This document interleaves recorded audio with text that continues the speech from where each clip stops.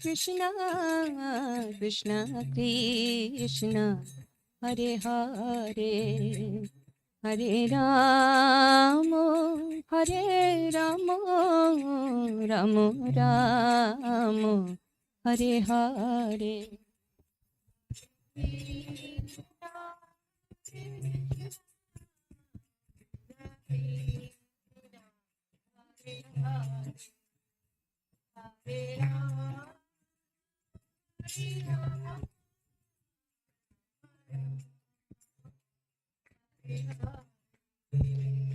Hare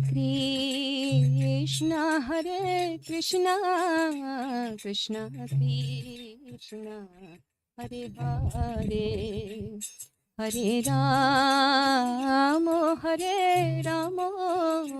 Rama Rama, Hare Hare.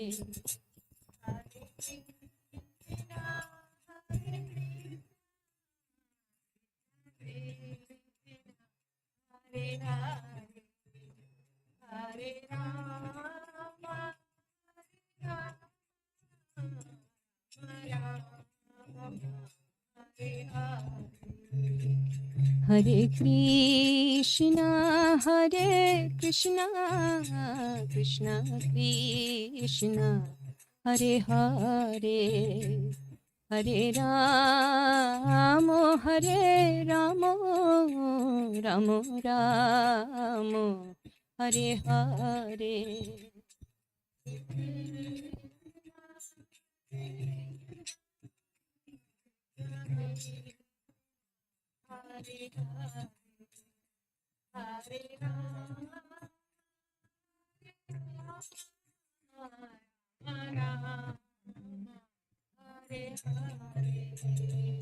Hare Krishna, Krishna Krishna, Hare Hare, Hare Rama, Rama Rama, Hare Hare.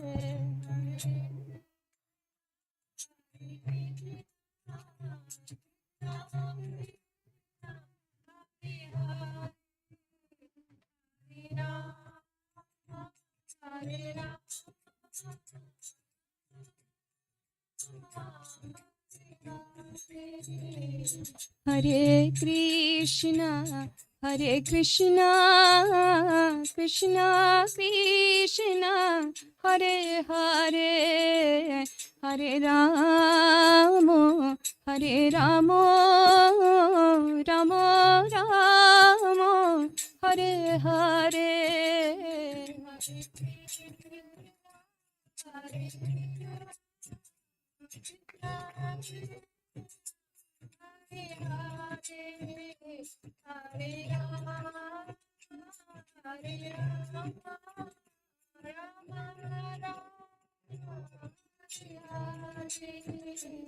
Hare Krishna, Krishna Krishna, Hare Hare, Hare Rama, Rama Rama, Hare Hare.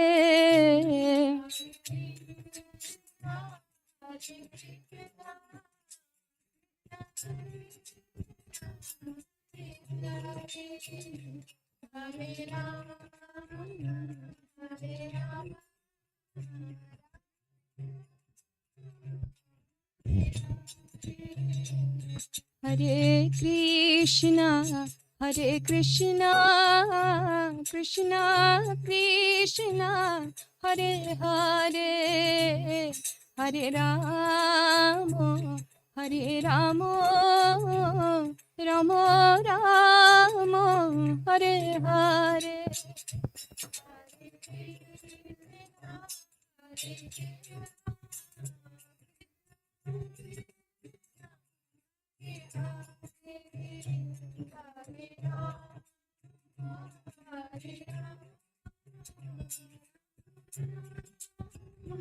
Hare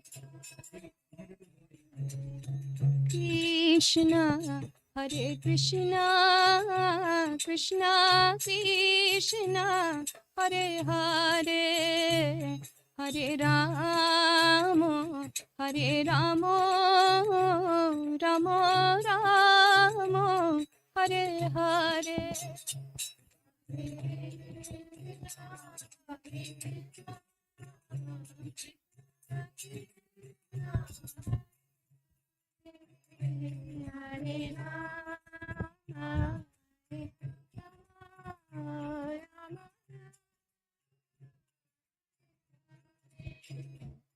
Hare Krishna, Hare Krishna, Krishna Krishna, Hare Hare, Hare Rama, Hare Rama, Rama Rama, Hare Hare, Hare Krishna.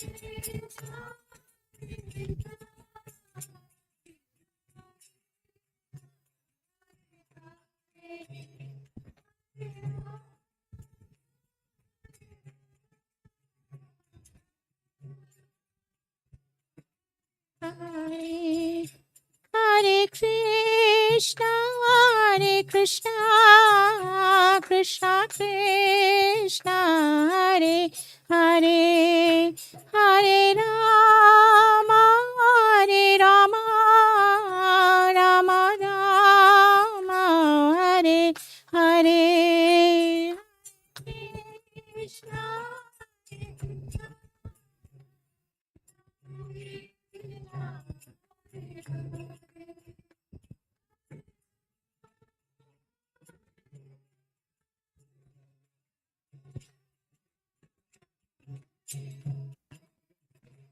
Hare Krishna, Hare Krishna, Krishna Krishna, Hare Hare, Hare Rama, Hare Rama, Rama Rama, Hare Hare.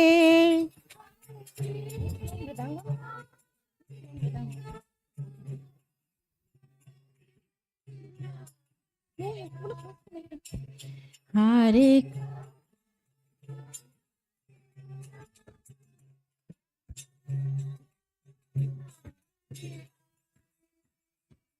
Hare Krishna, Hare Krishna, Krishna Krishna, Hare Hare, Hare Rama, Hare Rama, Rama Rama, Hare Hare Krishna, Hare Krishna, Krishna Krishna, Hare Hare, Hare Rama,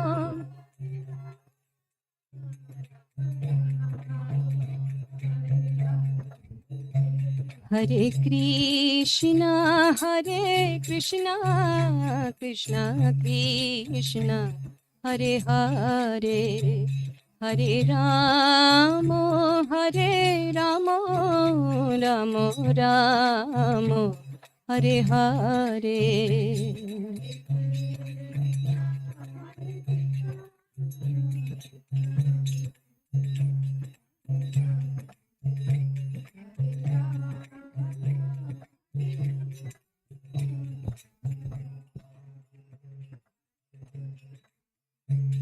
Hare Krishna, Hare Krishna, Krishna Krishna, Hare Hare, Hare Rama, Hare Rama, Rama Rama, Hare Hare.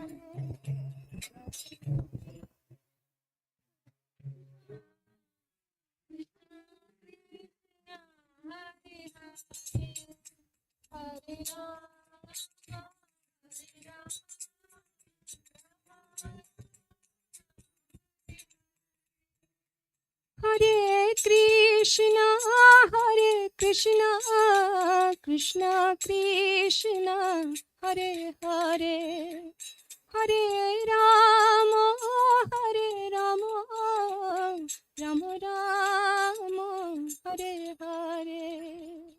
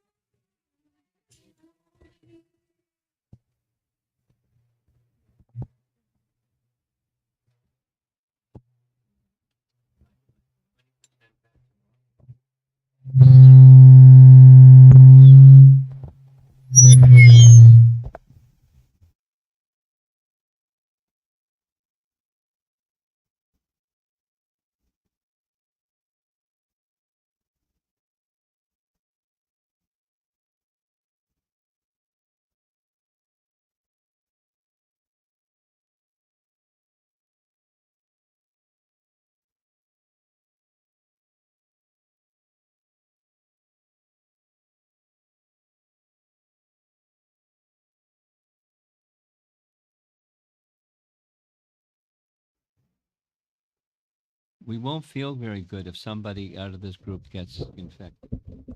That I know for sure. That's for sure. I got it. It's okay.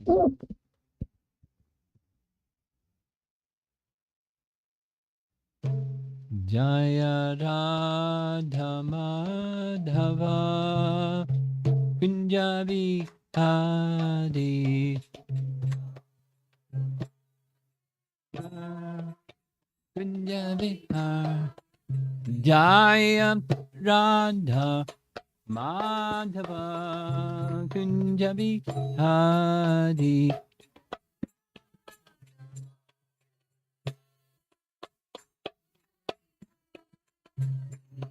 Gopinjana Balabha Girivardhari Gopinjana Balabha Girivardhari Gopinjana Balabha Girivardhari Gopinjana Balabha Girivardhari Yasodanandana Brajajandaranjana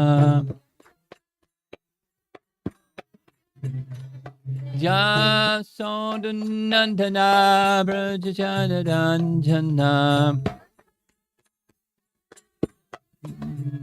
Jamuna Tira Jadi Jamuna Tira Jadi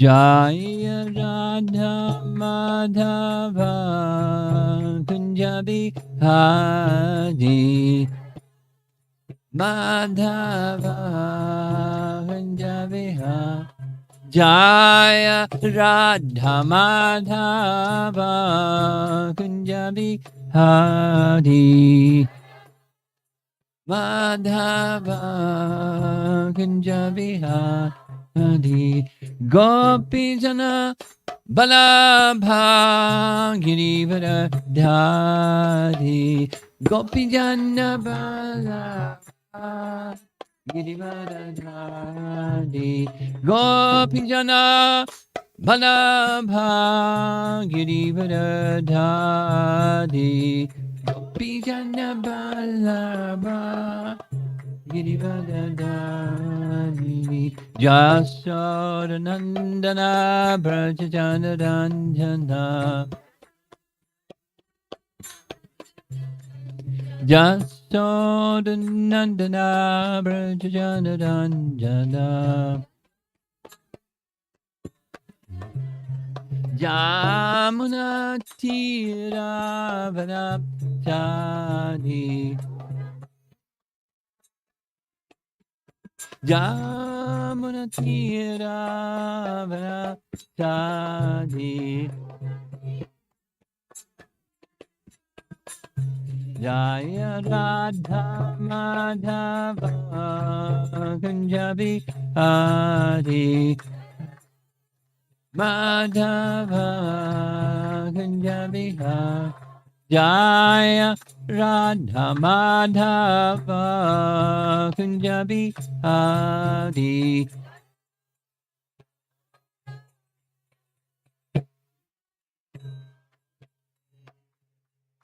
Jai Om Vishnupat Paramahamsa. His Divine Grace is the Bhakti Vedanta Swami Srila Prabhupada Ki. Gora Premanandi.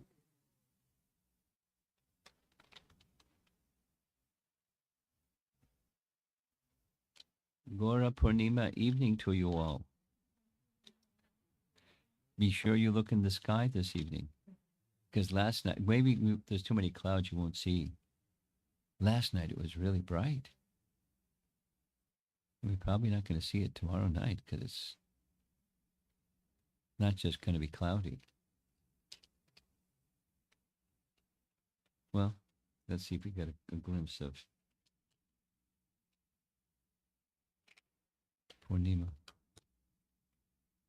So in honor of Lord Chaitanya's appearance, we're going to hear part 2, chapter of Lord Chaitanya's Maha-prakasa Leela.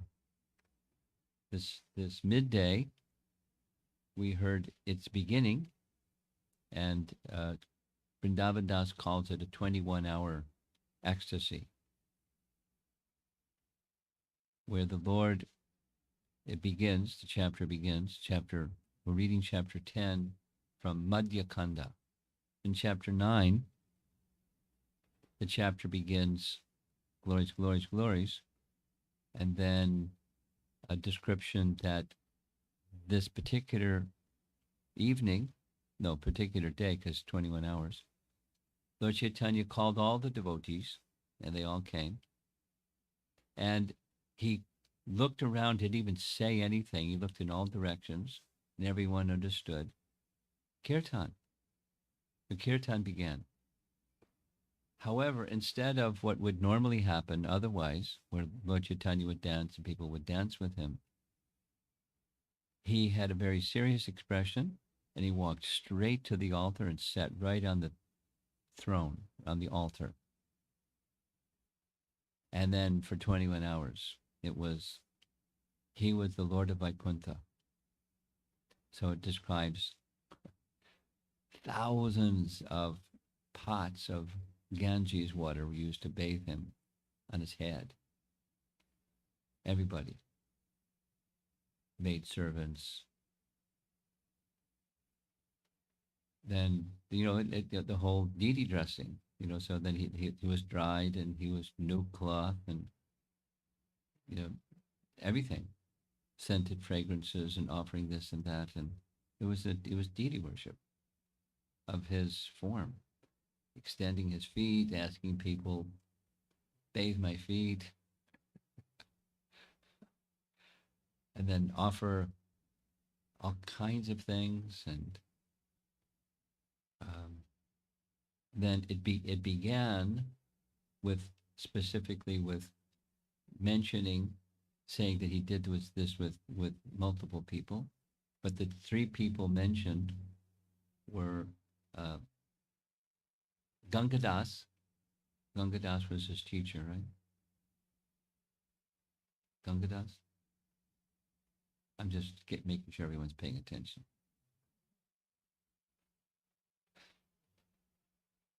Reminded him of something that happened long ago, before Lord Chaitanya had even appeared. And there was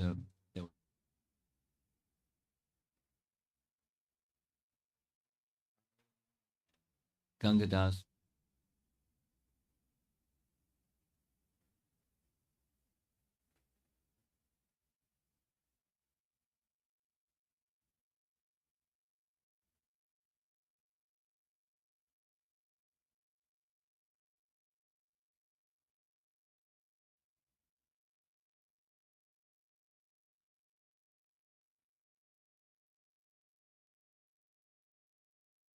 He told him the whole story. And you paid me 1 coin as the normal fare and said you'd give me 2 coins as a donation. That's how it's translated here. Remember that, Gangadas? That was me. I saved you and your family. He fell crying at his feet, his teacher. And Srivas, the story that's in here, this section, is Srivas was offended when he went to here, he was passing by, and there was a Bhagavad-gita being recited by, what's his name?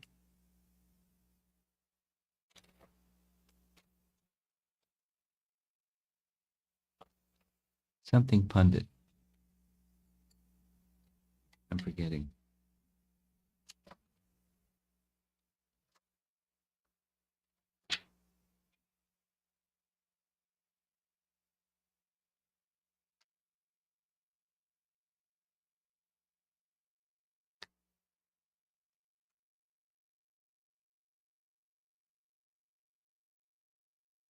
Devananda Pundit.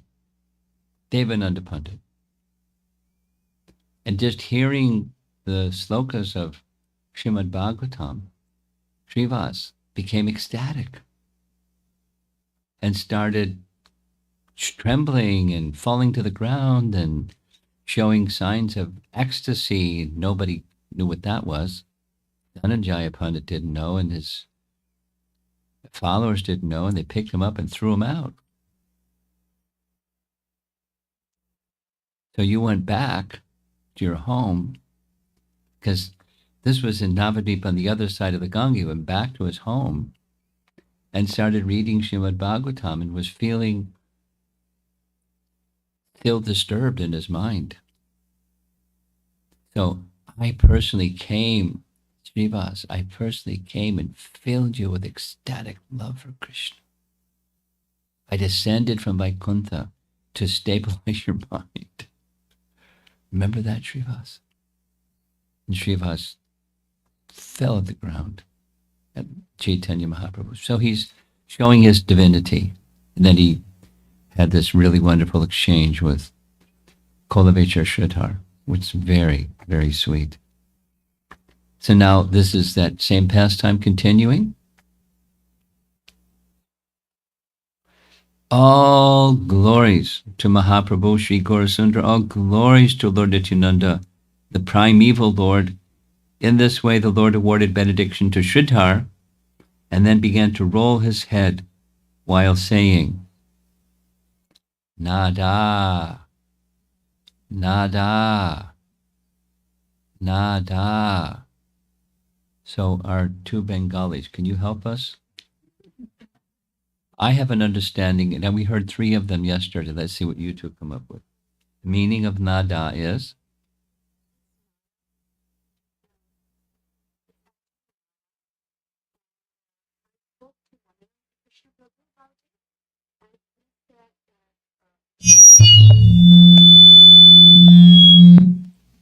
Just speak without this noise. Who did you speak to? Okay. Advaita Acharya used to be addressed by four names by Mahaprabhu and the Vaishnavas: Acharya Thakur, Advaita Thakur, Nara Thakur, and Shitapati. So out of which he was called Nara Thakur because of his age. Yeah, okay, that's what I've understood. It's a phrase meaning a respected elder. Nada. But in when we write the Bengali in English, we write it with a T, but it's actually Nara. Nara. Nara. Ra. You concur? Okay. So we heard some other explanation. Can you share the other explanation that you heard?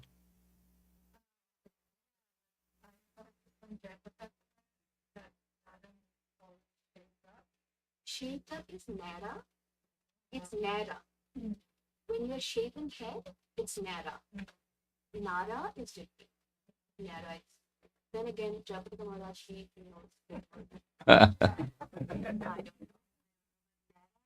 shaven. Okay, that simplifies things. respectable elder.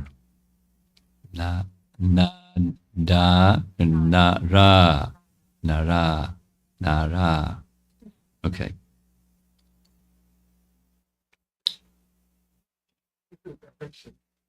Yeah, yeah, yes, yes. Then the Lord said, "Oh, Acharya, ask what you desire. Ask for what you desire." Advaita Acharya replied, "I already received what I asked for." Because there's a previous chapter where he wanted two things. He wanted to worship, and he wanted Lord Chaitanya to put his feet on his head. So he fulfilled those desires.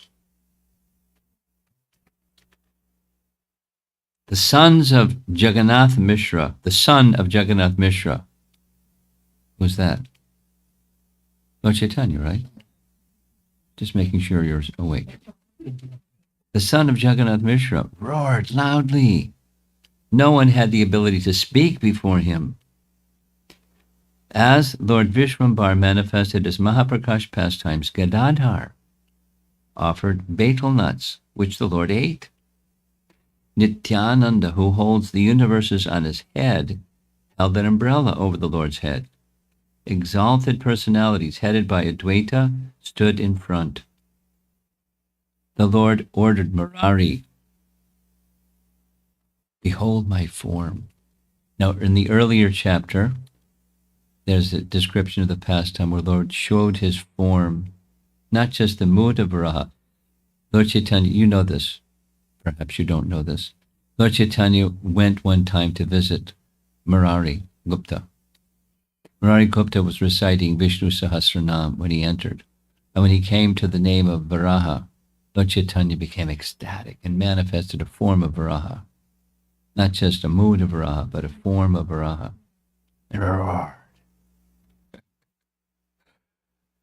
And Murari knew what to do. He got a pot of milk, a pot of a water pot, an iron water pot, and placed it on his snout so the Lord could lift Mother Earth. Offer me prayers. Okay. The Lord ordered Murari, "Behold my form." And Murari saw the Lord as Ramachandra. He saw Vishwambar was dark like fresh grass, and he sat in the Virasana posture as a powerful archer. He saw Sita and Lakshmana on the Lord's left and right. The leaders of the monkeys were offering prayers in the four directions. Murari realized that he was also one of the monkeys. Seeing the Lord face to face, the best of the doctors lost consciousness. As he lost consciousness, he fell on the ground in the Lord's trap. Trap or lap? It says trap. Vishwambar exclaimed, "Oh, monkey, you forgot how Ravan, who stole Sita, burned you. You burnt his entire city and subdued his dynasty. I tell you, I am that Lord. Oh, Murari, get up, get up. You are my life. I am that Ramachandra, and you are Hanuman. See your life and soul, the son of Sumitra. You brought Gandhamadana hill to revive his life. See your life and soul. The son of Sumitra. That makes much more sense. You brought Gandhamadana hill to revive his life. Offer your obeisances at the feet of Sita, whose distress made you cry profusely." Upon hearing Lord Chaitanya's words, Murari regained his consciousness. Seeing that manifestation, he began to cry in love. Upon hearing Murari Gupta cry, even dry wood melted, and the hearts of the devotees especially melted. Vishwambar again said to Murari, "Ask for any benediction you desire." Murari replied, "O Lord, I do not want anything. Simply allow me to sing your glories, O Lord. I may take birth anywhere, but wherever I take birth, let me always remember you. Let me reside in the association of your servants, birth after birth. O Lord, do not put me in a condition in which you are not my master, and I am not your servant. May I remain your servant wherever you and your associates incarnate." When the Lord said, "I certainly grant you this benediction," a tumultuous vibration of Jaya, Jaya immediately arose. All the Vaishnavas had great affection for Murari, who was by nature merciful to all living entities. If Murari was associated with any place, that place became as sanctified as Vaikuntha. Who can describe the glories of Murari? In every incarnation, the Lord was the dear friend of Murari. Lord Chaitanya said, "Listen, everyone, anyone who blasphemes Murari will not be delivered, even if he takes millions of baths in the Ganges. Neither the Ganges nor the holy names of Hari will nullify his sins. Lord Murari resides in his Gupte. Lord Murari resides in his heart, Gupte, or secretly. Therefore, his name, Murari Gupta, is quite appropriate."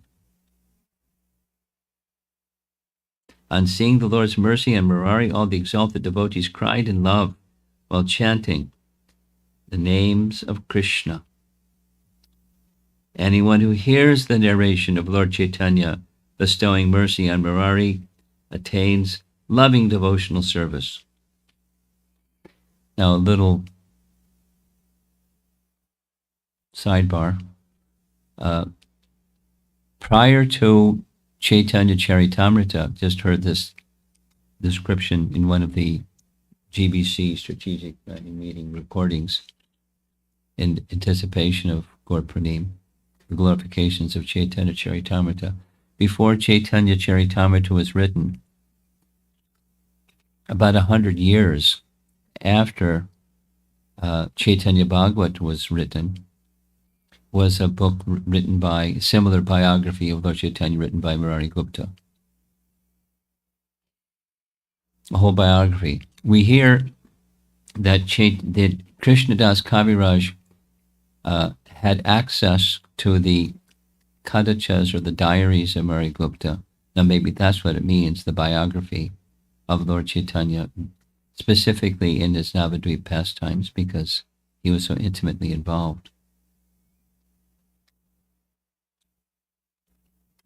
So he had a role to play in the writing of biographies of Lord Chaitanya. Who can imagine with what love that was written?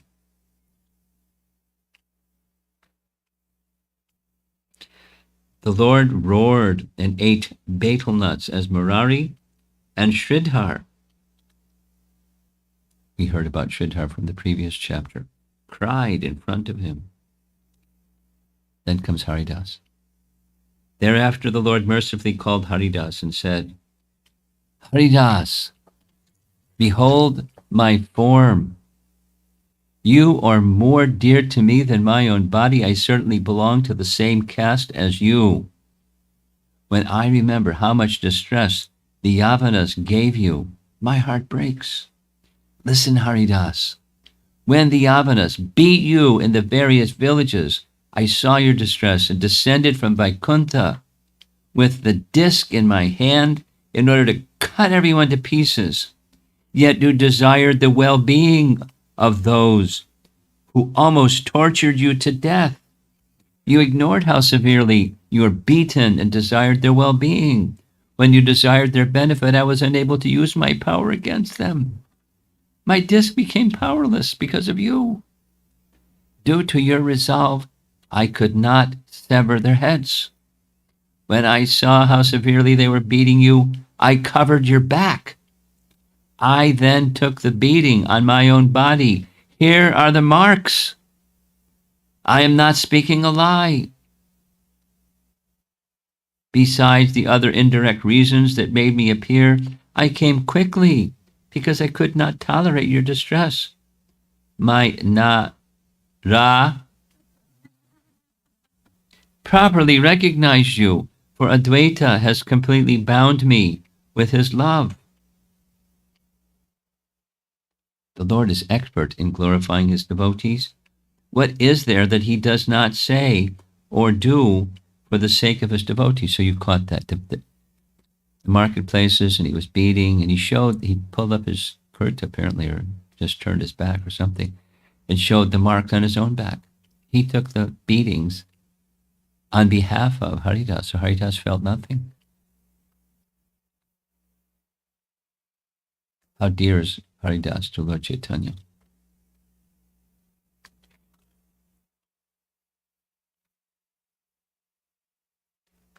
Lord Krishna does not know anything other than his devotees. In all the universes, there is nothing he considers equal to his devotees. Anyone who is not pleased by hearing the names of such devotees of Krishna is sinful and cursed by the laws of providence. Oh, brothers, behold the glories of the devotees to the full satisfaction of your eyes, and hear what Gaura Hari said to Haridas.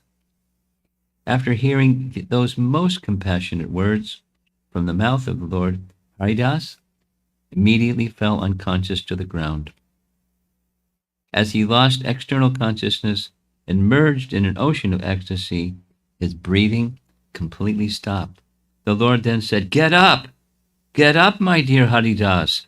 See my manifestation to the satisfaction of your heart. Haridas regained his external consciousness by the words of the Lord, yet he cried so profusely that he could not see the Lord's form. Haridas rolled about the entire courtyard. One moment he breathed heavily, and the next moment he lost consciousness.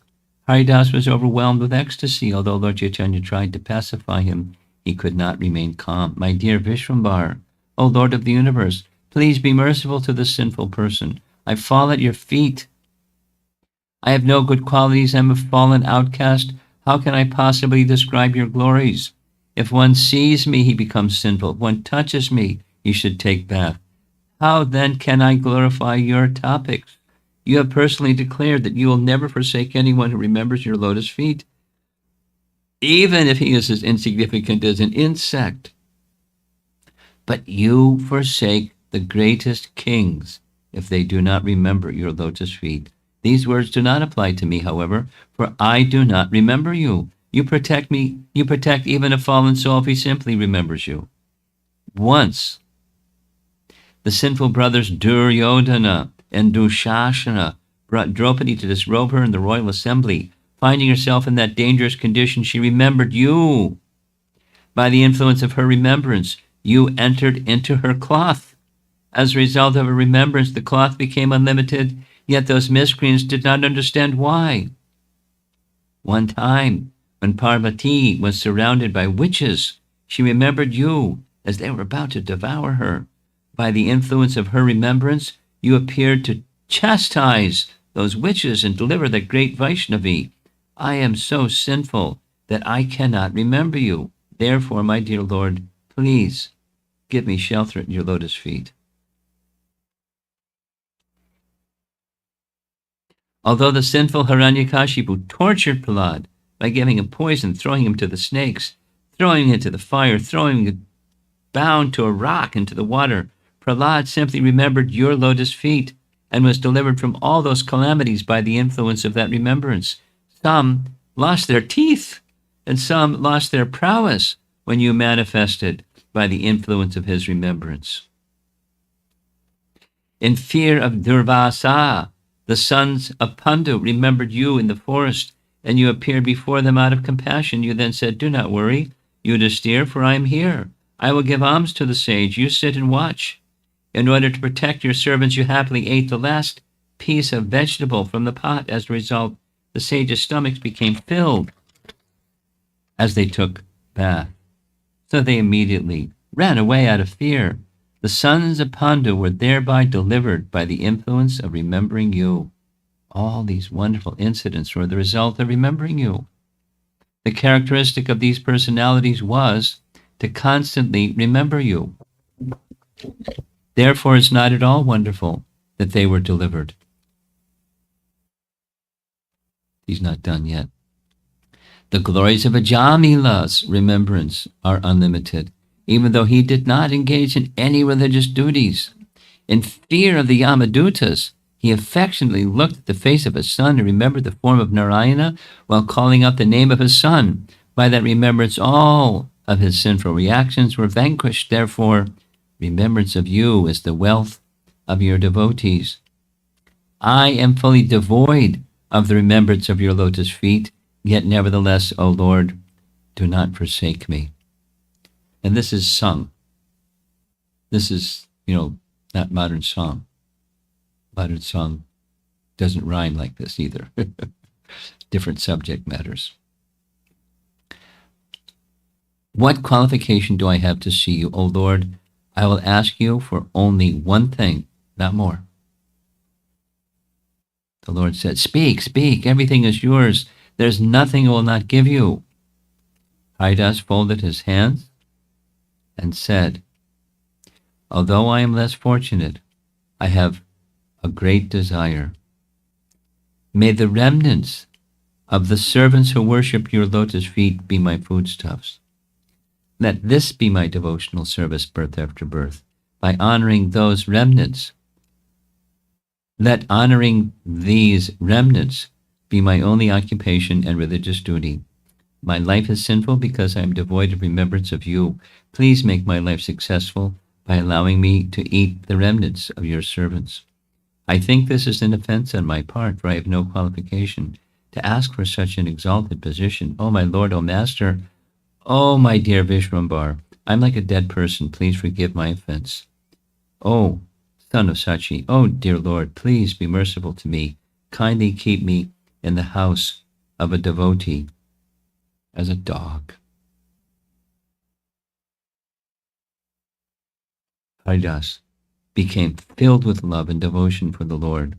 Although he repeatedly petitioned the Lord with humility, his desires remained unsatiated. The Lord said, listen, my dear Haridas, anyone who resides with you for even a day or speaks with you for even a moment will certainly achieve me. There is no doubt about it. One who respects you respects me, for I constantly reside within your body. My glories are increased by a servant like you. You have eternally bound me with your heart. You have not committed any offense to me or to any Vaishnava. Therefore, I am awarding you devotional service. As the Lord awarded this benediction on Haridas, a tumultuous sound of Jaya, Jaya arose. Good birth, noble family, pious activities, and material wealth cannot award one the treasure of love of God. Only by intense desire can one achieve it. All the scriptures declare that a Vaishnava may be born in any family, but he is certainly situated in the topmost position. Yavana Haridas is the prime example of this, for he saw the Lord's manifestation, which is rare for even the demigods headed by Lord Brahma.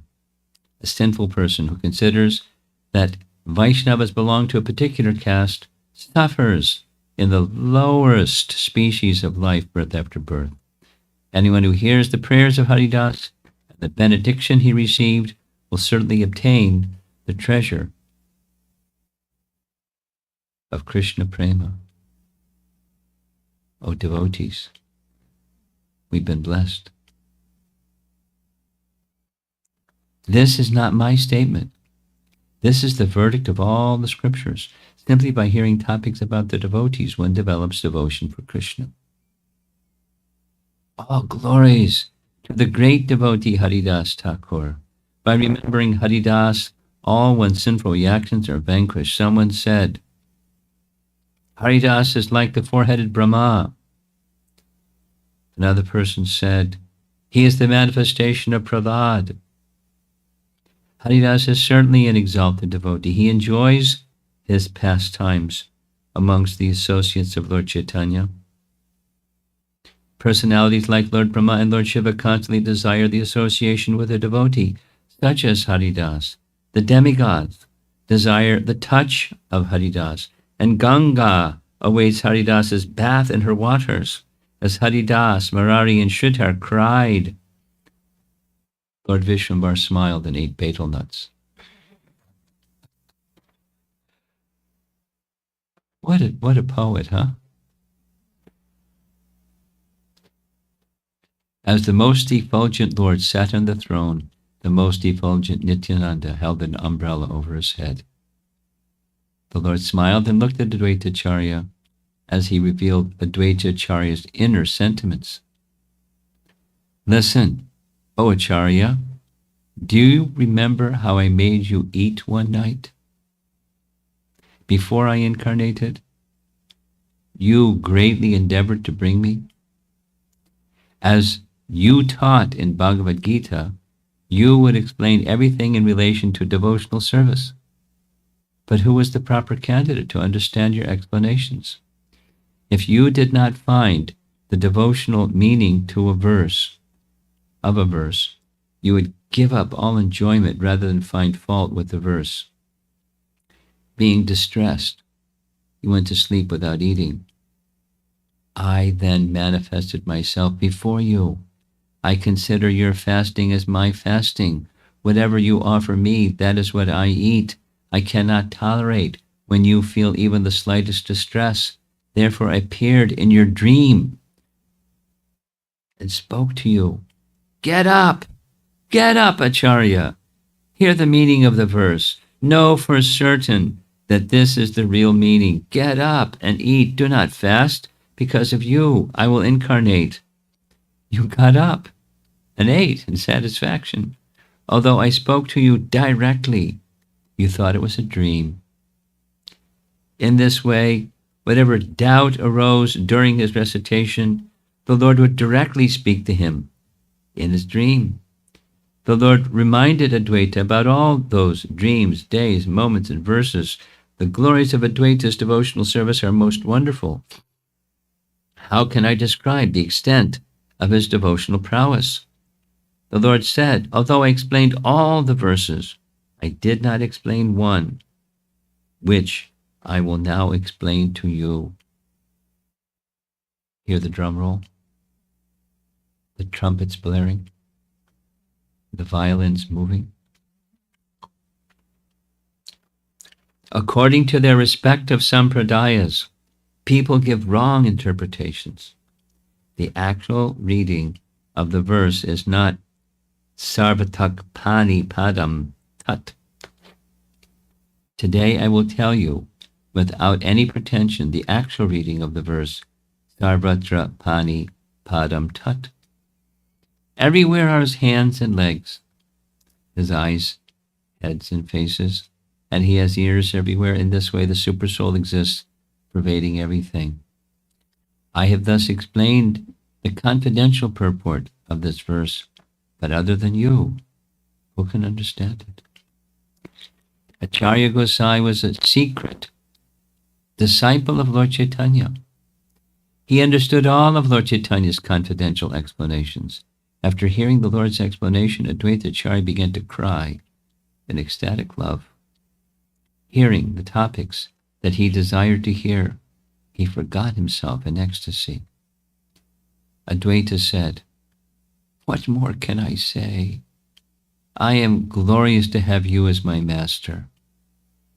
Advaita Acharya Gosai became overwhelmed in ecstasy and completely forgot himself on seeing the Lord's manifestation. Know for certain that anyone who does not believe these topics goes to hell.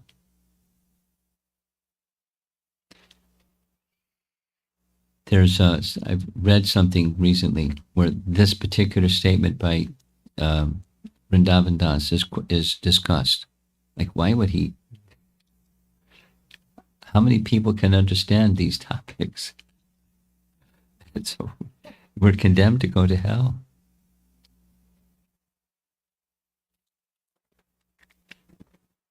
It's not that. Bhagavad can understand the explanations of Advaita, who was personally taught by Lord Chaitanya. As the Vedas have various opinions, the statements of Advaita Acharya are very difficult to understand. Who can understand the statements of Advaita? Know for certain that he is non-different from the Supreme Lord. The autumn clouds do not rain everywhere, but rain only on some fortunate places. While describing Sri Krishna and Balaram's Braja pastimes that were performed during the rainy and autumn season in Sridham Vrindavan, Sri Shukadev spoke as follows.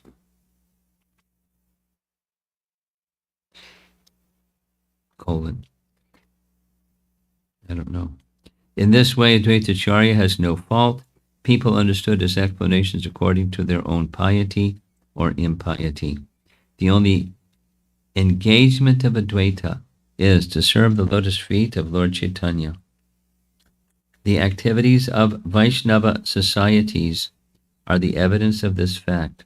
If one disregards the statements of exalted devotees while serving Advaita, his service will not be pleasing. Anyone who accepts Sri Chaitanya as the supreme controller of all controllers is an actual devotee of Advaita, and Advaita belongs to him. The inexhaustible service of Advaita is useless for one who does not accept Gaurachandra as the Lord of all. The 10-headed Ravana worshipped Shiva with devotion and disrespected Ramachandra. As a result, his heads were severed from his body. He did not know that Lord Shiva rejected him from his heart. Therefore, Ravana's service was fruitless, and he was burned to death along with his family. Lord Shiva does not reveal what is good and bad for someone, but one who has intelligence can understand. In this way, people blaspheme Lord Chaitanya while claiming to be devotees of Advaita, without understanding Advaita's heart. Now, I'm sure there's commentary, and this was one of the details that some of the sons of Advaita had that opinion. He's Mahavishnu, he's the Supreme Lord, and Lord Chaitanya is the follower of Advaita. And they had that doctrine. And so Krishnadas Kaviraj doesn't speak much about them. He just says, we don't talk about things that are useless. But that was, from what I've heard at least, what was going on. Some had a proper, and some didn't have a proper understanding. And they were propagating this other idea. In this way, people blaspheme Lord Chaitanya, claiming to be devotees of Advaita, without understanding Advaita's heart. Due to its nature, Advaita does not say anything, but one who does not accept the statements of the Vaishnavas is certainly vanquished. Such a person does not know the glories of Lord Chaitanya, by whose mercy Advaita has all perfection. As soon as we declare this, people rush to beat us. Alas, how powerful the illusory energy is. What can we say to them? They do not know that Advaita Prabhu is the ornament and king of the devotees. They do not accept Gaurachandra as the Lord of Advaita. Whatever I have described so far is true. Anyone who does not believe these statements will be vanquished. Whatever glories you hear about the devotees are all due to their service to Lord Chaitanya. According to one's fortune, Nityananda and Mahaprabhu award mercy. Then one engages in devotional service with faith.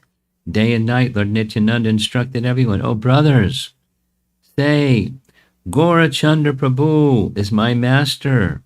Remembering the lotus feet of Lord Chaitanya, Acharya Gosai constantly cried and forgot everything else. Just have a few more verses. One's piety diminishes by speaking with someone who does not develop devotion for Lord Chaitanya, even after seeing him. One who glorifies Advaita as the topmost Vaishnava is a real Vaishnava. He attains Krishna birth after birth. Such a person is most dear to Advaita. His fallen servants do not know this confidential fact. Lord Gaurasundara is the controller of everyone. This statement is very dear to Advaita. All these statements emanating from Advaita's mouth emanated from Advaita's own mouth, so one should never have any doubt in this regard. I think that's where I'm supposed to end. Continued, I guess, Monday. One more? One more. Okay, 166. After explaining the actual purport of the Bhagavad-gita, to Advaita, Vishrambar hid the door of devotional service. Vishrambar hid the door of devotional service. What does that mean? After explaining a verse from Bhagavad-gita, he hid the door of devotional service. We need Bhaktisiddhanta's commentary. You have a copy of that?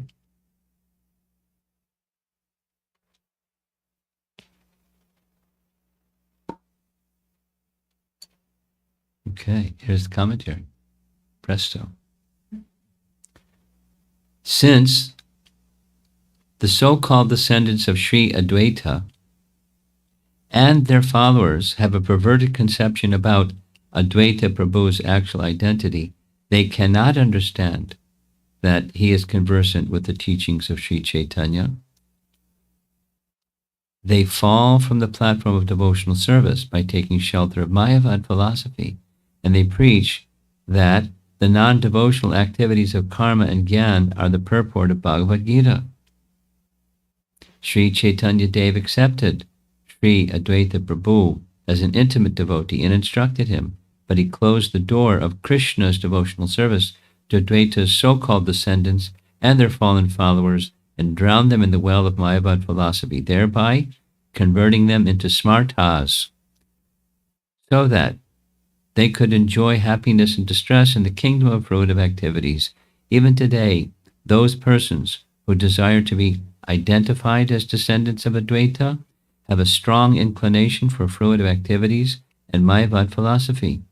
Therefore, it is to be understood that they are situated outside the closed door of the temple of the Lord's service, rather than engaged on the path of devotional service. Mystery solved. Compliments of Sherlock Holmes. Bhaktisiddhanta.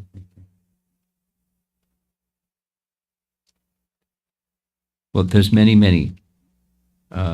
mysteries, for those of us not familiar with the Lord's pastimes. And our acharyas help us get some resolution, some clarity on those mysteries.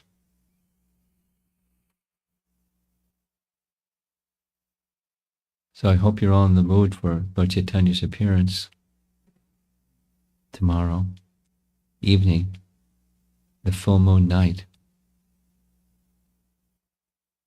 His little sharing. 1970, I think it was 75. I'd have to check to make sure, but I think it was 1975, Gaur Purnima Festival.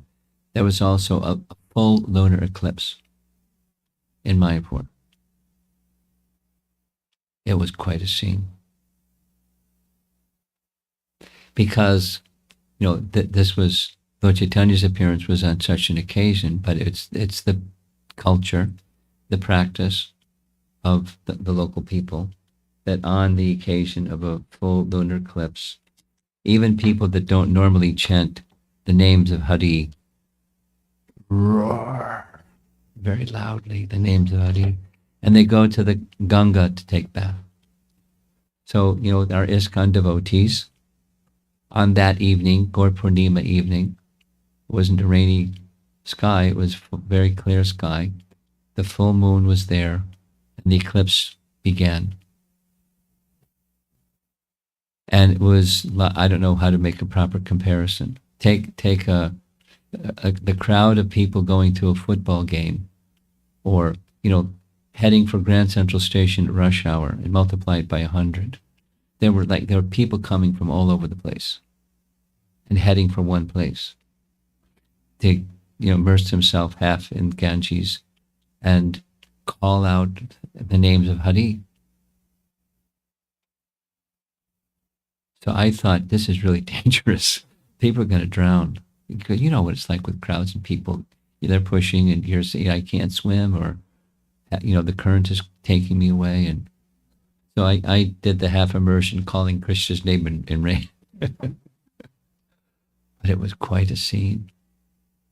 So on that occasion, with the loud, tumultuous crying of the holy names of the Lord, during the full lunar eclipse, because it's a short span of time, that's when Lord Chaitanya appeared. And Haridas and Advaita Acharya roared loudly, because they knew the Lord is making his appearance. So this Maha-prakasa Leela goes on some further. In different ways, the Lord identified his transcendence, his omniscience, his loving reciprocation, his determination to protect them. So difficulties arise. We heard a little bit earlier today.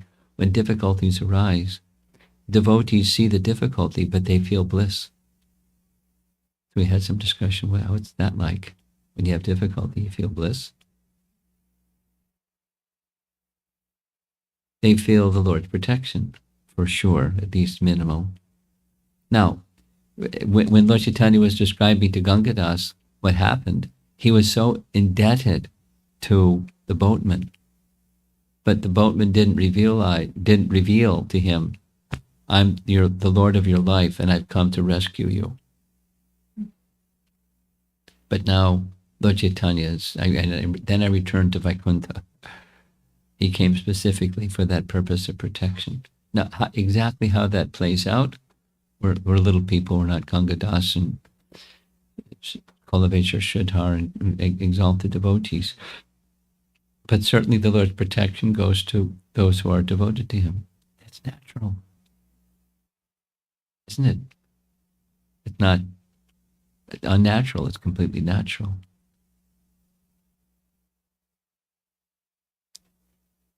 One becomes fearless not by becoming foolish. One becomes fearless by taking full shelter. In the language of the Bhagavatam, in a full spiritual conception, shelter of what? Shelter of the Supreme Lord. Shelter of the Supreme Lord how? Shelter of his name, shelter of the topics about him, which is what we're hearing. One who takes shelter of the glorifications of Haridas and these other personalities, they're assured of devotional service. It is devotional service. It in and of itself is devotional service and is the doorway, the gateway to all devotional service. But the doorway or gateway is closed if there's offense. That's really sad. So being again and again and again and again, there are certain refrains in the writings of Vrindavan Das, and that's one of those refrains. Don't disregard Lord Nityananda. That's a real prominent one. And don't disregard the devotees of the Lord, exalted devotees, Haridas, etc., etc. And for that matter, don't disregard or disrespect, the servants of such persons, the smaller entities. It's very detrimental. It's very injurious, the translation is presented. Very, very detrimental. So we want devotee association. We want to avoid offense to the devotees. So the alternative is the glorification of devotees. and the service of devotees. Then comes this territory, well, they're defective. Or I had this discussion, one of the classes, I think yesterday, one of these days. I recently had the association with a devotee that I've known for 25 years. He reminded me of how long we've known each other, because he reminded me of his first introduction to Krishna consciousness was a home visit to his home, his wife and small child. And what that exchange was, and what our talks were, and what happened after that. And after some time, he left the association of devotees. And he didn't say the reason why, but the door was open for me to say the reason why. And the reason he left is he had expectations of the devotees, and they didn't meet his expectations. Because he read this philosophy, and it's like great philosophy. And he found, as he got closer, the devotees, and even, leading devotees, didn't match those qualifications. So he started finding fault. Ooh. And, when that ball starts, then it snowballs, and it gets bigger and bigger, and he left the association of devotees. There's a wonderful devotee. And he suffered a lot, from the offense, not only from leaving the association of devotees, but by the mercy of Krishna, he's feeling different. He understands his mistake, and he's back again in the association of devotees. And I was so happy to see him. What to speak of here, that he's in the association of devotees again. And just one other sharing, that's something that we read from yesterday evening. Yesterday evening was a really nice experience, very different. It was Houston Temple. They're doing what a number of temples are doing every evening for some stretch of time. They're covering topics about Lord Chaitanya. So their chosen topic this time around was Shikshashtaka. So I was given Shikshashtaka 6, which is way up there. It's Bhava transitioning into Prema. So one of the things that I read, I didn't bring it with me to read. The language is very beautiful. Jiva Goswami explains, in short, what a real friend is. What's the platform of devotional friendship? And he expresses it in two terms. One is without expectation, manina manadena, no expectation in return. You serve without any expectation. And then he goes further and says, there's a kind of natural reciprocation when you extend friendship to someone. You expect something back. I don't know how many times I've heard, I can't please my mother-in-law no matter what I do. So, because my mother-in-law expects me to be something, no matter what I do. So anyway, besides mother-in-laws, anybody. When there's service with some expectation of love being exchanged back, that's not the platform of what real love is. This is Jiva Goswami's writing. The real platform of love is, regardless of the object of love, if there's no love shown back, one continues to show love. That's what real friendship is. He doesn't say love, he says friendship. I really liked it. I'm going to try to carry that in my heart, because another expression of what a true friend is, it's connected to the Chaitanya Bhagavad reading that we've been doing. A true friend is one who reminds you of Krishna. Your best friends are those who remind you of Krishna, and your being another best friend is to remind others of Krishna, regardless of whether it's going this way or that way at a particular time. Because it can be hard times or good times. For you, to be another person's friend is to remind them of Krishna. Somehow, whatever that means, whatever it looks like. It's not like, it doesn't have to look like a particular thing. And you have to be certainly sensitive to the circumstance someone is passing through. But somehow, to effectively, practically have their thoughts go to Krishna, somehow you're their best friend. And there are ways, there are very practical ways to do this in ordinary times. And, during this pandemic time, something that I've seen all around the place is little reading groups, and people have their little reading groups, or their japa groups, or their whatever groups. And it can be all kinds of people that are new, intermediate, and advanced reading groups. And it's like, reminding others, one another, of Krishna, according to different tastes and different personalities and different stages of bhakti. But even very, very new people, very, very new people, even people that, their spouses are inimical, or their other family members, or something like that. It's if they just come together and hear topics in relation to Krishna, it becomes so heart-stirring and so elevating. So, be a friend. Extend loving activity, loving words and gestures, and even if there's silence from the other side, or the opposite from the other side. No, you don't have. You have to be intelligent and know how to do such things. But when that's the condition of heart, that's what real friendship is. That's what a real well-wishing relationship is. To get there takes, some purity and inner purpose, and pleasing Krishna is that inner purpose. That's the shelter for devotees. So hearing these topics, it helps to stir that mood. That's for sure. That's for sure.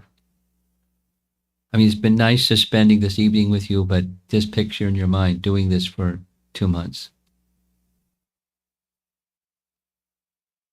It's nice. I've been having a nice time reading, regardless, because during the daytime it isn't always like Chaitanya Bhagavat, but things happen, and somebody has a calamity, and some misfortune, and in helping people through that situation. I won't go into this example, that example, some really horrible things. But stay in the position of being the well-wishing friend, and somehow, according to the time, place, and circumstance, help those people that are dear to you, and even remote from you. Somehow remember Krishna. Be an instrument of that mood and that message, and go back again to your opportunity for hearing and discussing topics of Krishna together. That's our process. Reviving our original relationship with Krishna. What do you think? Sounds all right? Okay, so let's see if there's some discussion. And way in the back there. You got one of your wipes? Okay, you got it.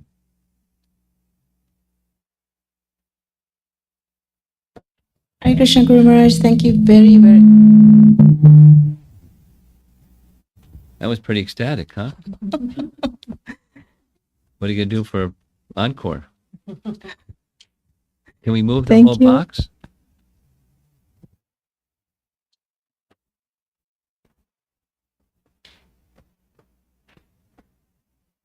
Try again. Thank you very much, Guru Maharaj. It's better? Yeah, Okay. very good. Okay. Thank you very much, Guru Maharaj, for the beautiful reading. I just had 2 questions. The first one is, I've heard from different places, in different lectures of Advaita Hari being incarnation of Lord Shiva, somewhere Vishnu, somewhere combination. So can you please clarify on that? And about Haridas Thakur also, somewhere being Lord Brahma, and then somewhere like you were reading Prahlad Maharaj. So I'm a little confused over there. And then to give my second question now, or No. Let's do it gets a little the answer gets a little technical, and you heard correctly. It's Sada Shiva.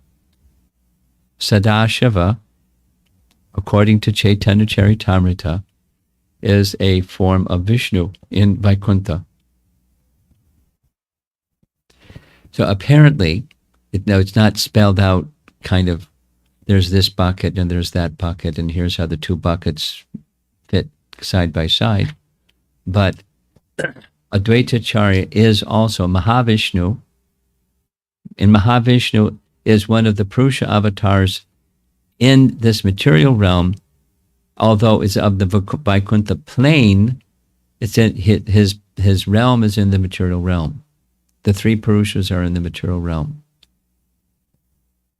but their spiritual existences within the material realm. And Sadashiva is a name of one of the forms of Vishnu in Vaikuntha.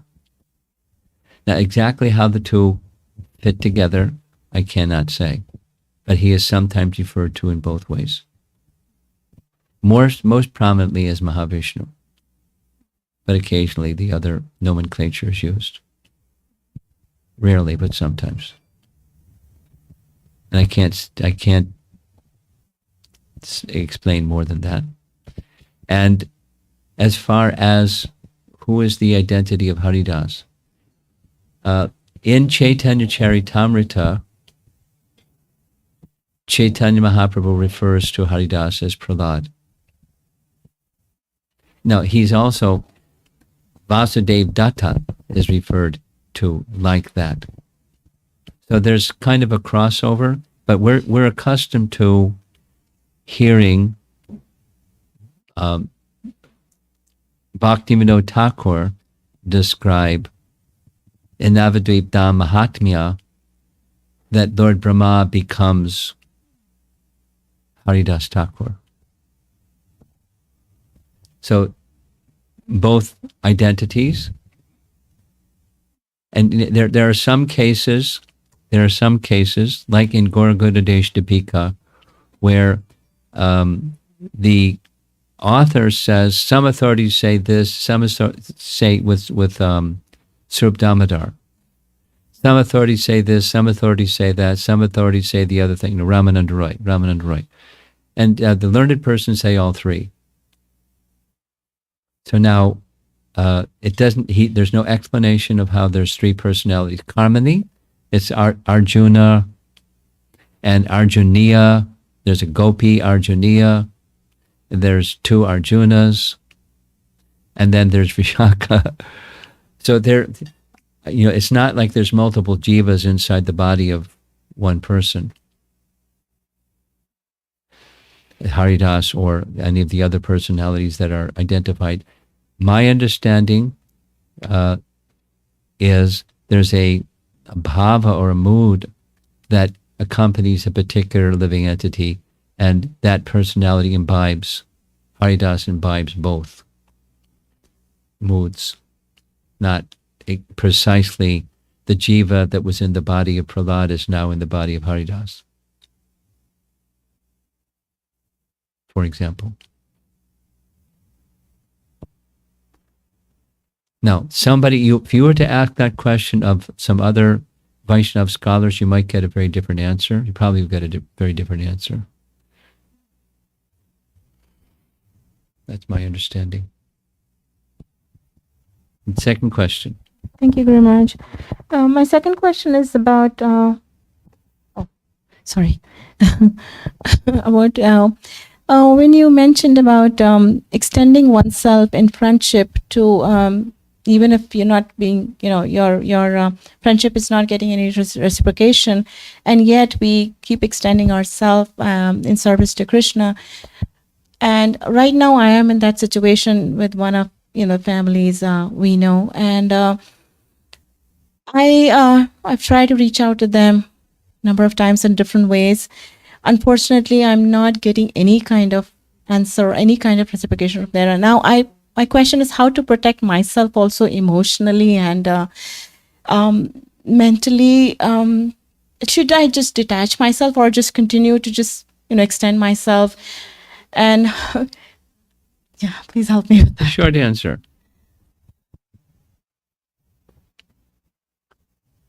Two short answers. One short answer I learned from Mantrini, who is the wife of Tamahar Prabhu. They live in Alachua, Florida. Do you know the couple? No. You've heard Tamahar's name, GBC Tamahar. Yeah, I've heard His the wife names. is Mantrini. They have three daughters, and they're both grown up, and one of them is one of the main teachers in the Alachua school, Jai Radhe, one of the main teachers in the school. So both of them are involved in the Crust and Vision team, have been. So from Mantrini, I learned she was able to help a devotee couple that nothing else was working. And I thanked her. And she said, I really did almost nothing. I just showed the couple this sheet or a set of sayings that came from Mother Teresa's wall that says this and this and this and this and this and this. If you're trying to be humble, someone will say you're trying to take advantage of others, be humble anyways. If you try to do something that's good for others, people may tear it down in one day, give your life to it anyways. And and then the final one is in the final analysis, it's not between you and them, it's between you and God anyways. So she said, why did you get married? Because, he's a devotee, she's a devotee, and you had some appreciation for one another. And that kind of went off in a puff of smoke. But, the purpose was Krishna was at the center. So put Krishna at the center. It's all about your relationship with Krishna anyways. So back to this question, it's about your relationship with Krishna anyways. So if you have a fruitive intention and there's nothing coming back fruit-wise, then there's some emotion. If you have expectations of others, guaranteed, you're going to be disappointed because what's going to come back is not your expectation. Guaranteed, even if it's a nice relationship or a warm or this or that or the other. Don't project expectations. Otherwise, you'll be disappointed, and you'll be disappointing because you'll want something in that relationship, and the other person will understand you want something in that relationship. You have an expectation. Now, what's in a relationship where there's no expectation? Doesn't sound human. Sounds like superhuman. There's the expectation is your relationship with Krishna. Now, a second thing in those situations is that person may need some space. They may have lots of other needs besides space. And,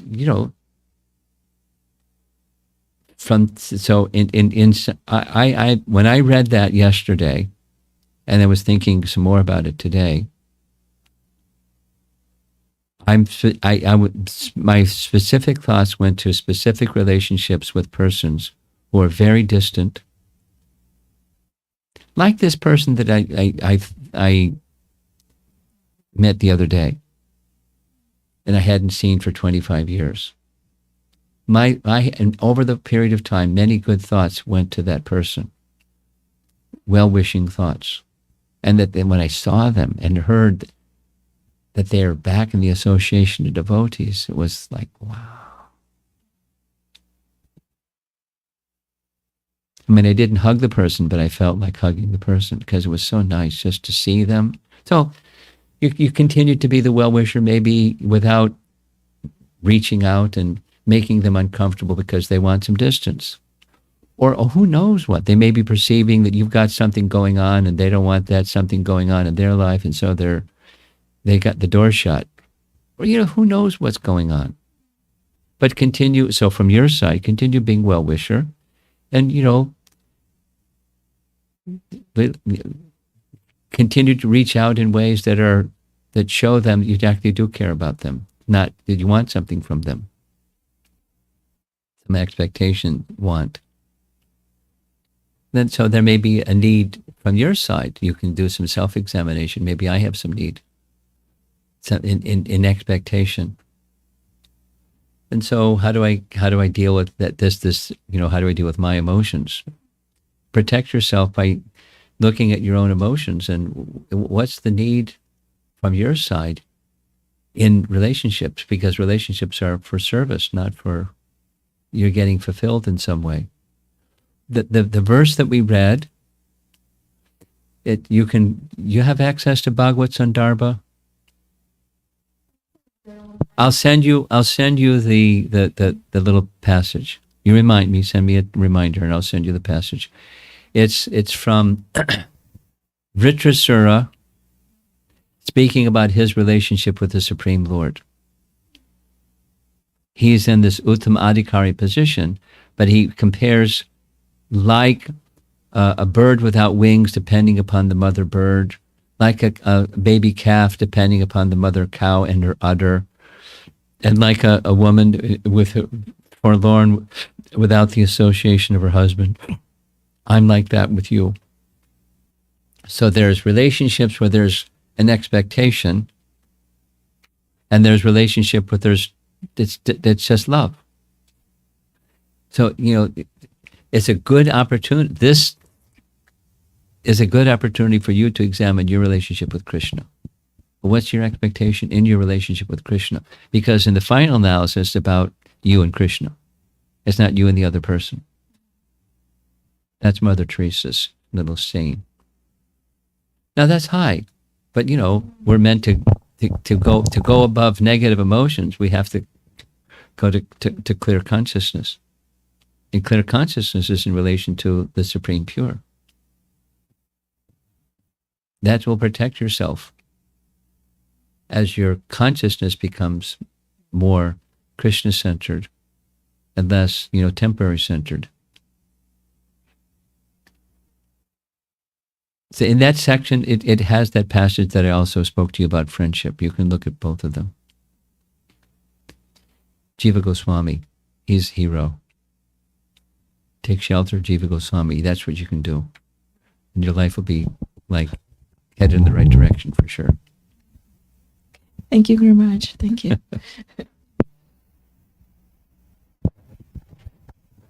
Bhagavad Sandarbha. Anyone else? You got some question back here in the corner? Okay, well, fine.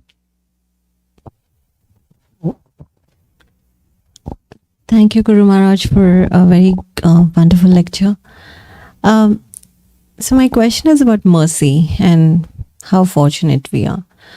So I understand that we are very, very fortunate that we are having mercy of devotees, association, everything. But I don't feel it all the time. I feel it when I'm stuck with a crisis and then, devotees help me. I feel, oh my God, I'm so fortunate. Krishna's looking after me. I'm blessed. This, that. But then... complacency. Yeah, I just become wicked again, I think, sometimes. And, that's just my state of mind pretty much all the time. Just stay in that space that maybe I'm just in control. Yeah, as you said, just...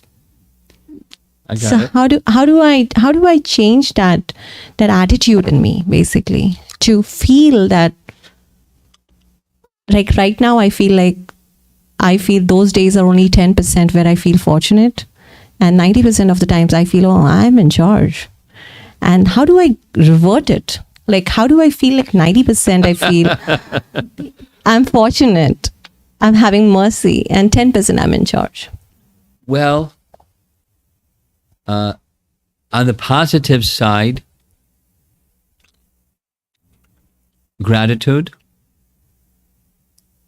You said it, but just to amplify it,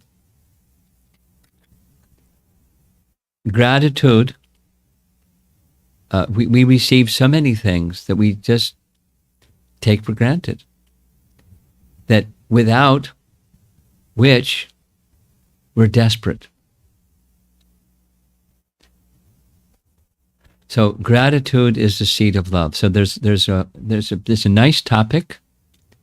I like speaking about this topic, but this is just it's a whole topic in the midst of this. You remind me, or she can remind me to send her, then she can send to you the gratitude exercise, how to develop gratitude. Because when there's gratitude in the heart, complacency is gone.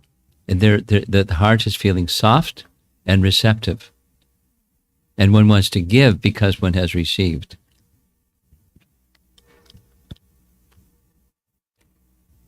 Very important in spiritual life.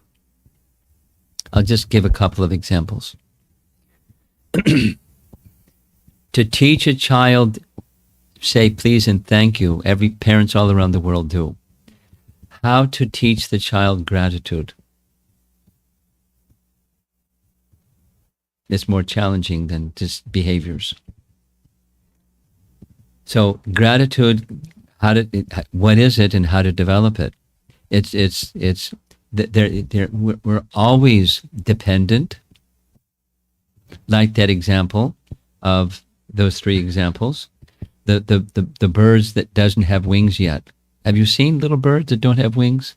And the mother bird comes, perched on the edge of the... I stayed, when I was visiting in Los Angeles, right by the sannyas ashram, there was a bird nest on top of whatever it was, a meter for electricity or something like that. And they built a little nest. And there were these wingless birds going like this. And the mother bird came, and their necks were stretched out to get the whatever it was, the yummy thing, insect or worm or something. They're completely helpless. We're dependent. Speaking, we think we're in control, but we're not. We're not. There's so many things we have that we're completely dependent upon. I read this thing during the early stage of the pandemic. In Italy, there was a lot of older people, and some person was hospitalized, and he came out of the pandemic situation and out of the hospital, and they gave him a bill for the ventilator. Correct. Did you know the story? Yes. Okay. And he started to cry. So don't worry. I'm crying because I can pay the bill, but when you can't breathe, I don't know if you've had the situation where you have problem breathing. I did once, without the detail. And besides, it's painful. It's very fearful. And then when you're able to breathe, how grateful you are that you can breathe again. And that has to do with, the difficulty. When the difficulty is mitigated, then it goes back to complacency, because we just take things for granted. But how much do we're fully dependent. In Naperville, we had this long, 3 times over discussion about, are we really dependent? If so, how do we have free will and all that stuff? We're dependent, absolutely dependent. We have some tiny free will, but your tiny free will can choose, I'm in control, which you're not, or be recognized, you're dependent.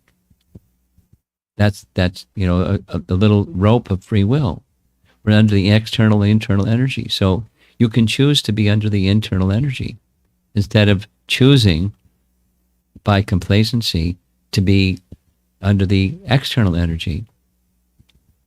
Complacency meaning complacent in your relationship with Krishna.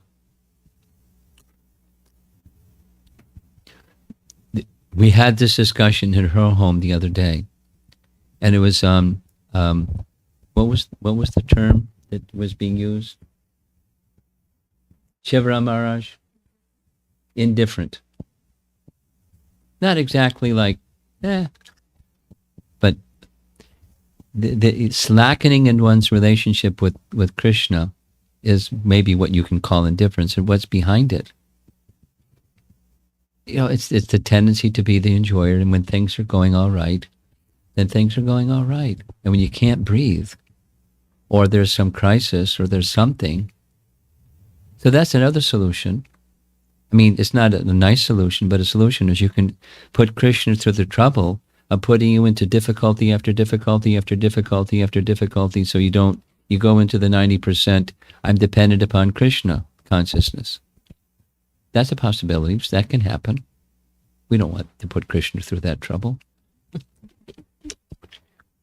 So then you can make a free will choice that goes in the direction of not indifference, but attentiveness. So what's the obstacle for attentiveness in your relationship with Krishna? Is another way. I'm saying gratitude. Like a child to their parent. I'm not a parent. But I have lots of children. And I've seen where there's gratitude and there's just complacency.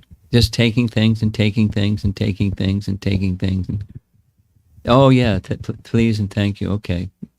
But there's no really, from the heart, gratitude. So, growing spiritually means to grow gratitude. And when gratitude grows, love will grow. And the love is that relationship with Krishna. And when the love in your relationship with Krishna grows, this indifference, the 90% complacency thing, I'm in charge, it's gone. It's so that the alternative is bhakti, your relationship with Krishna. And a seed to cultivate that relationship is gratitude. It's a big topic. It's a big transition to go from material to spiritual consciousness. And the seed for that, is gratitude. Recognize. So there's 4 steps in cultivation of gratitude. I'll send it. She's going to remind me so I don't forget. And you don't have to do it, but if you do it, you can move from the 2090 and go more towards the middle ground, more towards feeling connected with Krishna at all times, good times, bad times, and in between. Thank you very much. Gratitude. We have some hands over on this side. Can you want to go on the back?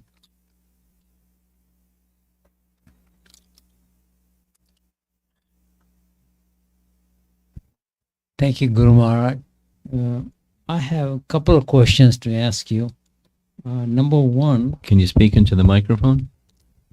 Speak into the microphone. Hold it towards your mouth. Okay. Thank. Sorry about that. Guru Maharaj, I have a couple of questions to ask you. Number one, you talked about this topic, service with expectation and best friends, and I'm sure everyone this, they can ask millions of questions about that best friends. He's reading from his notes. Now, otherwise I forget things. Yeah, age has a way of taking memory away. Yeah, that's and I believe that Krishna is your best friend, no doubt about that, Good. But living in this world, you have to have friends too. Sure. And when you don't expect, but other person expects that you need to reach out more often to stay I'm familiar best with friend, that territory. then how do you maintain that part? You smile. Yeah, of course. That doesn't do the job. Yes, it does. If you smile from within, when you are with someone, that exchange is so filling that when you move on to the next thing, because, if they can't respect, if others cannot respect that you have varieties of relationships and varieties of responsibilities and things, then you just smile.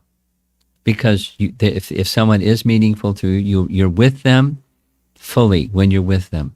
And you move on to the next thing, If they're not satisfied, your business is not, after all, in the final analysis, it's not between you and them, it's between you and Krishna anyways. That's true. So you can get a copy. You can circulate that. Mother Teresa. Thank you so much. Now I'm going to ask you the second question. The second question is how to teach your young ones. How to do what? How to teach your kids and grandkids. Hey, parenting. How to, yeah, that's true. Yeah. How to choose a good friend. How to help your children and grandchildren choose good friends? That's what you're asking? Well, you try to set an example and you pass on meaningful values, and then you allow them to make their choices. Because if you start to get into micromanaging, you're making a big mistake.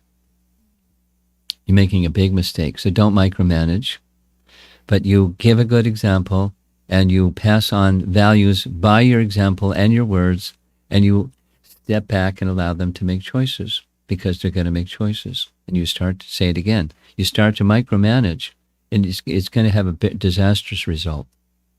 The trust level goes way down, and then behavior goes the opposite of what you're trying to do. Or even if there's obedience when you're, breathing heavily over their shoulder, as soon as you're not there, they're going to do the thing they want to do. So honor the free will choice of the children and grandchildren. Set good example for them. Create a nice atmosphere in the home, and a loving atmosphere, not a controlled atmosphere, a loving atmosphere, and make it so inviting that that's the choice they're going to make. And you let them know in principle, association is going to help determine good character, bad character, so choose your friends wisely. You can guide, but don't micromanage. Micromanagement backfires. But for the sake of, this is such a big topic. When it gets to the parenting topic, I kind of close the door because there's no end to it. And I take a modest number of questions on the topic, and then say there are persons. There are some persons I know who are really good with parenting questions, and there's a devotee couple that, just like there's the Grahast division team. I'll share this with you. I mean, it's kind of off topic, but it's okay.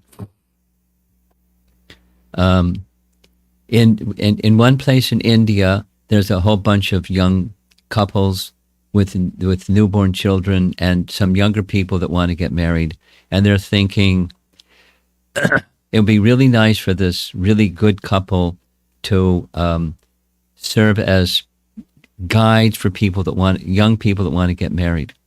Do you think it's a good idea? I said, it's not only a good idea, but they should get guidance how to do that. So I connected them with Partha and his wife in Sharanagati, Uttama Dasi and Partha Prabhu in Sharanagati, Canada. And they have taken young ISKCON couples through premarital counseling and saved them a lot of trouble. And they say it so afterwards. Young devotee, family, children, taking Partha and Uttama's. So get training how to do that. So similarly, there are some parents that are just really good at helping other parents with parenting questions. And some devotee couples that aren't even with children, like me, and I'm at a devotee couple, that I do lots of counseling with parents and kids. But there are some devotees that actually have professional training. There's places that certify people, kind of like, getting yoga certification before you become a yoga teacher or something like that. So there are devotees that have certification in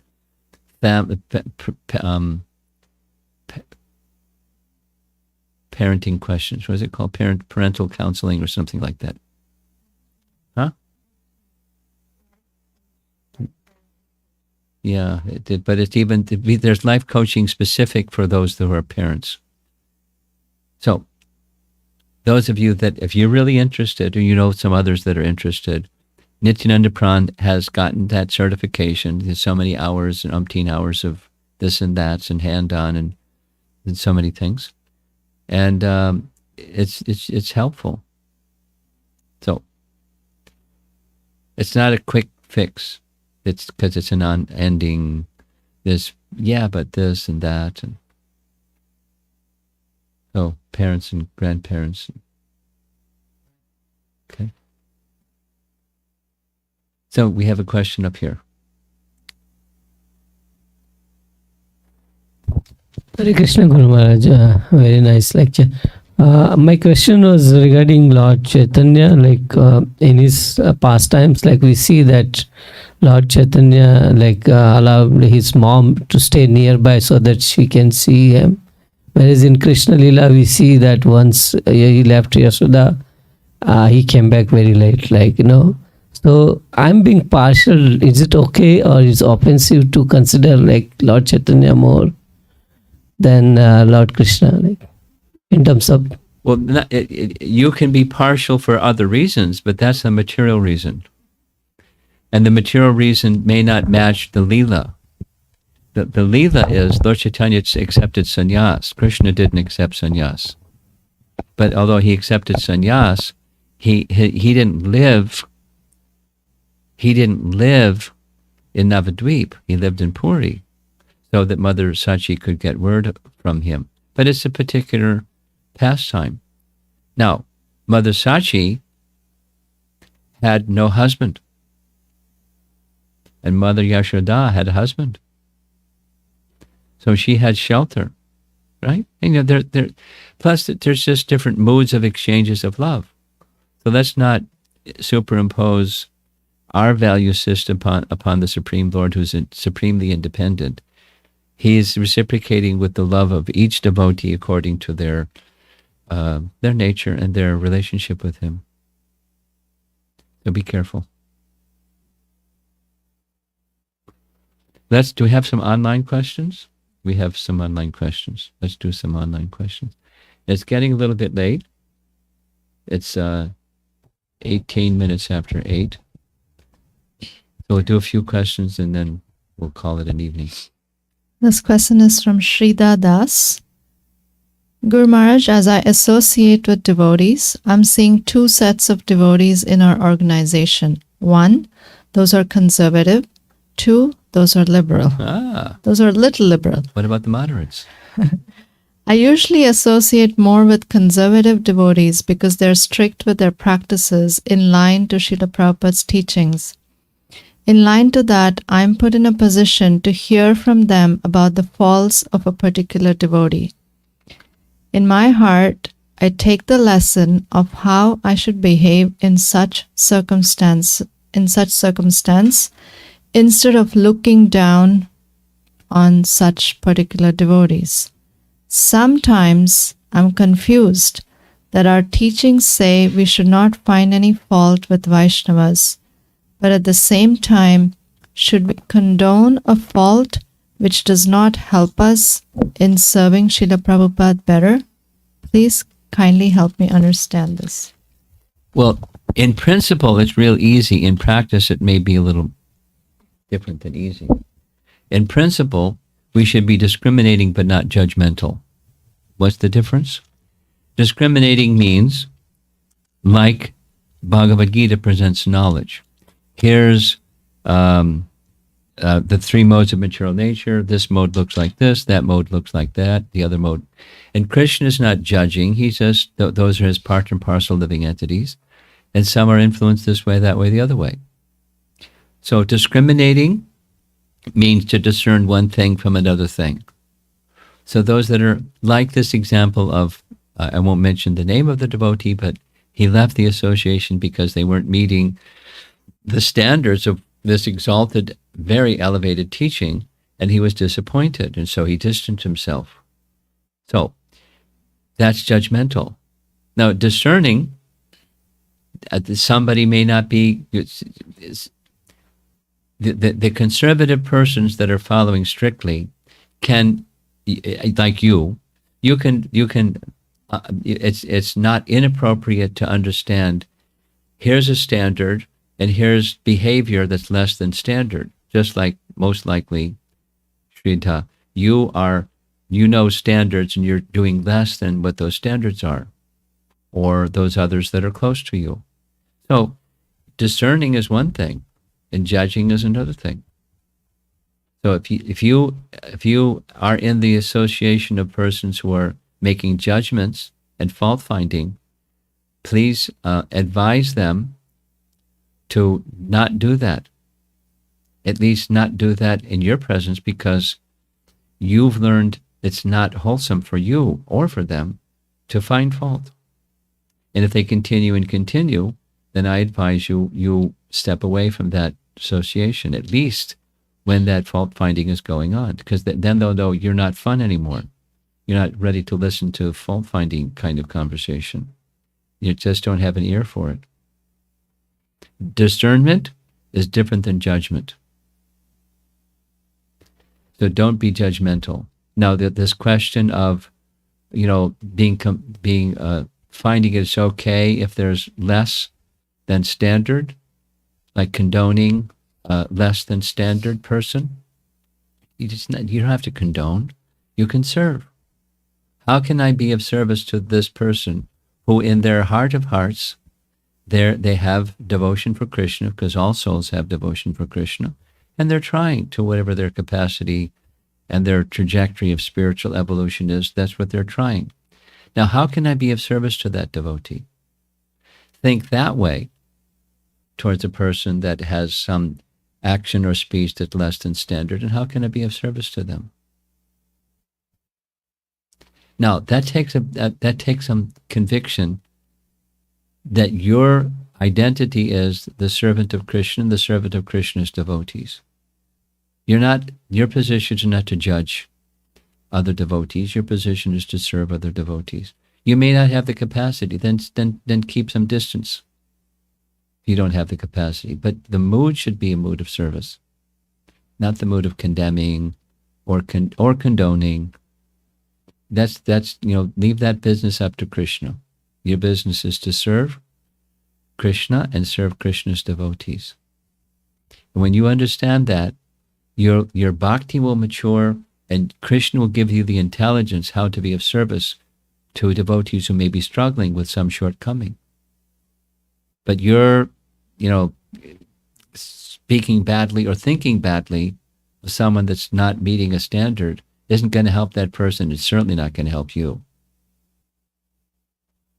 It makes the situation, you become affected by Maya, and the other person who is speaking badly about the person who's not meeting standards they're being more affected by Maya. Discrimination shouldn't be lost. Judgment you set in Krishna's department. He'll take care. You stay in the service department. Easier said than done, but that's what you should do. Next question is from Pooja Singh. When we're hearing such elevated topics, it seems that doubts come up inevitably, even though we have faith. When doubts arise, do we try to ignore it as another ploy of the mind, or do we consciously try to address them? Depends on what the doubt is, and depends on what your resources are to address the doubt. But one of the things that Prabhupada writes in Chaitanya Charitamrita, he also expressed to us about Nectar of Devotion, Rupa Goswami's writing. When you're hearing these elevated topics, just try to relish in the sense that this is a sound vibration that's glorification of what's beyond, way beyond my capacity to understand and even perhaps, identify with. Those parts of it that are very, very, very elevated, just relish it. And because therein there will be purification. That's something that you can do instead of going into the doubting platform. You can just, I'm very tiny. The Supreme Lord is unlimitedly great. That the example that Prabhupada gave over and over was the Dr. Frog philosophy. What is the limit of the Supreme Lord? He's unlimited. Really? So Dr. Frog, 3 feet, 4 feet? 6 feet? No, the ocean is much bigger. No, how much bigger? 10 feet, 10 times? So the capacity of the personality of Godhead is without limit, and when he shows unlimited capacities, just appreciate it. He's unlimited. How unlimited is my Lord? And in course of time, through purification, further understandings philosophically and further understandings practically will become available to you. So in this earlier stage that you're in, the advice that Prabhupada gives when you hear something that's really fantastic, just try to appreciate how wonderful is my Krishna, or how wonderful is Lord Chaitanya and his associates. It's quite astounding. That's it? Okay. We have one more question and then we're going to close up. Yeah.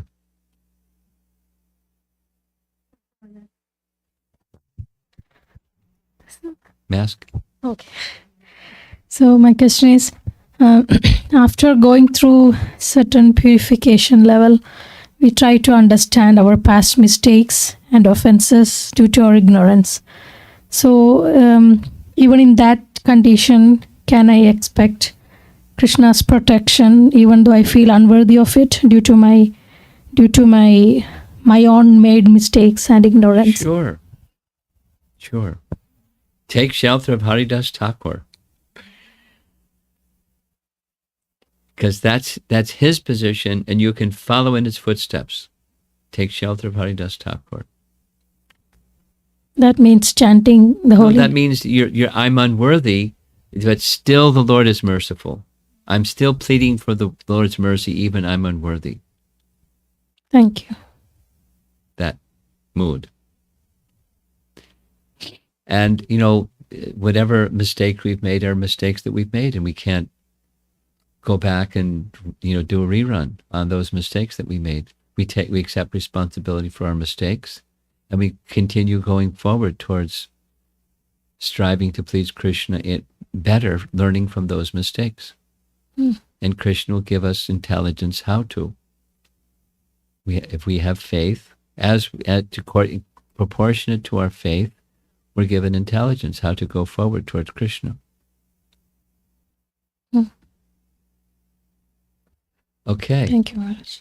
Srila Prabhupada ki Jai.